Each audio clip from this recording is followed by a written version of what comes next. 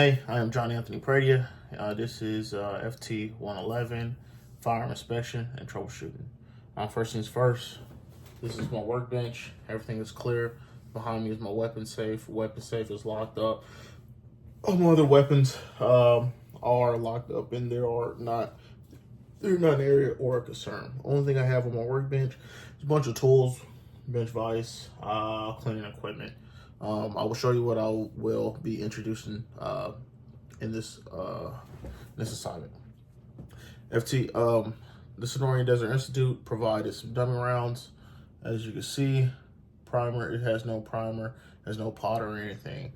9mm round. So dummy round, empty Glock magazine, unload it, visually and physically inspect, and Glock 17. Visually, physically inspect. There's nothing in the feed source chamber of the magazine.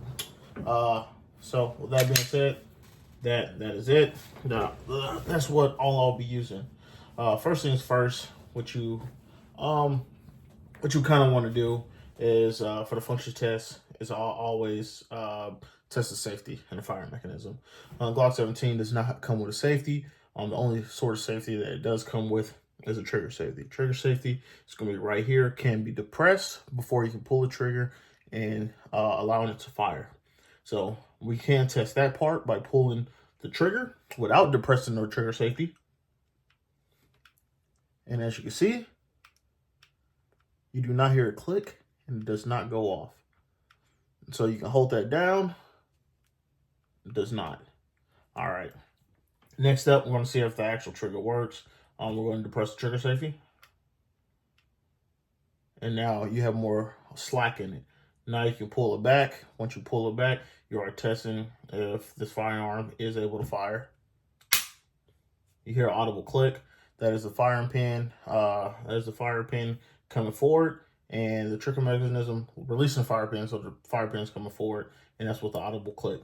I am going to hold it because we are going to test the if there was a round in here, the ejection pattern. You want to do this whole function test without live rounds first.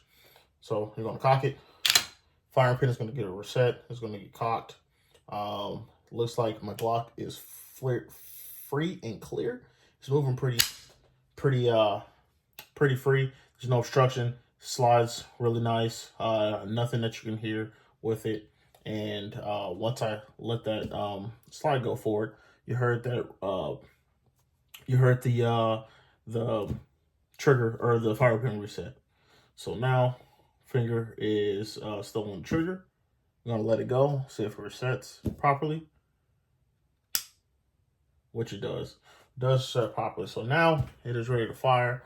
What you want to do, besides being in this school, I've never done this before on any of my firearms tests, but you will get a hammer, you get a rubber brass backing.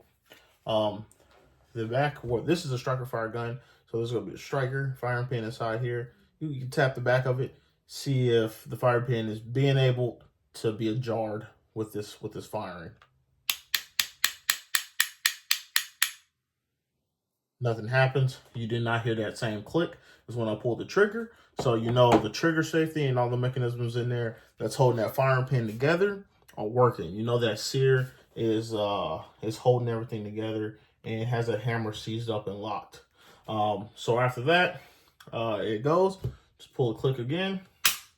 There it goes. Looks like it functions. So now, what you want to kind of do, you will do the same thing. The diamond round. Load the magazine. This is going to be feed source. Now you're introducing the feed source to the firearm. Place your magazine inside your feed source, which is your mag well. Place it in there. It clicks in. Everything seats and it works. Now you know if it's going to feed properly. If once I lock this to the back, once I hit down my slide lock. Once I hit this down and release it, it should feed. Should feed perfectly, should feed fine. If it doesn't, that means something is wrong with the ramp or something's wrong with an internal on the inside. Clicked it, cycles through, feeds, everything's good to go. So you're gonna do the same thing. Make sure your trigger safety works. You're gonna do the same steps. Looks like trigger safety work. Now you want to pull the trigger. Nothing's gonna happen. Obviously, this is a dummy round. Nothing's gonna happen. This part is super important now since we have introduced a feed source and a round. Now you're gonna pull back this slide, but you want to do it slowly. Obviously, to make it realistic, you want to pull back as fast as possible to do the extracting method. So now you're going to see if your extraction works on this firearm. You want to pull back on the slide, get the slide grooves, put in a safe, clear direction. All right. So once you pull it back, it unlocks. It extracts, and it chunked the round back. So that's how you know your extractor works. Your extractor is supposed to throw that round at a certain angle. That's a little bit more complicated in the angles of where it extracts and all that. You know, you have good extraction patterns, but it's a different topic. So that did extract well, that did extract right, it did extract properly. When I did pull back the slide, it also locked back the slide to the rear. That's how you know that when the feed source is still in, that's how you know your gun is also functioning properly. That it locks back to the rear when it's empty. It lets you know that it's empty. So can you drop the magazine? Yes, you drop the magazine. Hitting that button, hitting the mag release. It's still in there. We're just gonna finish the process out with it. So right now, since it is it is all the way back. The trigger's already depressed. I'm just gonna hold that trigger, ride the slide forward. It's gonna be reset. Let it go. So it looks like this gun is functioning well. It's operating how it's supposed to. One last thing you can do that I learned: household products. You're gonna use something soft on the end. I would use a pencil. I don't have a pencil, but I do have a nice cotton swab here. You can stick it down the barrel, and this is just to test to see if your firing pin is actually working and your firing pin is actually moving and striking a primer. I like a pencil because it's bigger and you can see it more. This one, the camera probably won't even pick it up, but it is cocked, ready to go back to the rear. If you pull the trigger, you will see that this moves slightly. So if I had a bigger end for the firing pin to catch, it probably would threw it up a little bit more. But just because it's so thin, it barely caught it. But I did see it move. That's how you know your fire pin is working and it is striking that striker. That being said, that's the only thing I have.